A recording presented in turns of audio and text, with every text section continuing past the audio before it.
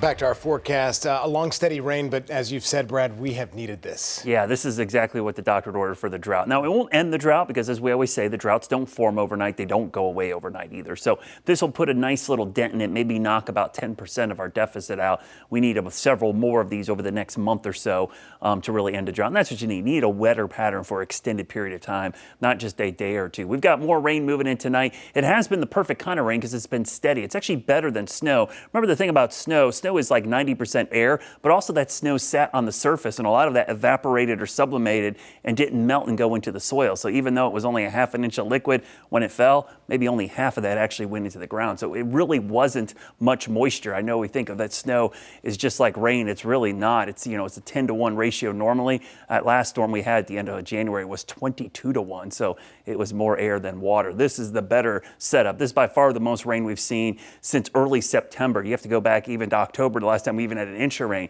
Pretty strong system. You see the water vapor loop pushing to the east. A lot of drying taking place on the backside. That drier air will start filtering in. As I mentioned, 1.25 today in counting. We're still getting rain. That's the most since September 4th when we had 1.39. Some other totals. Concord's gauge is broken, so ignore that zero. It is not zero, but you could see many other areas had an inch, inch and a half, even a few spots now approaching 2 inches, even in parts of Mecklenburg County. The rain will continue till about midnight. It tapers off later tonight. Cool temperatures down into the 30s and 40s. Tomorrow, the sun returns. A beautiful day for President's Day.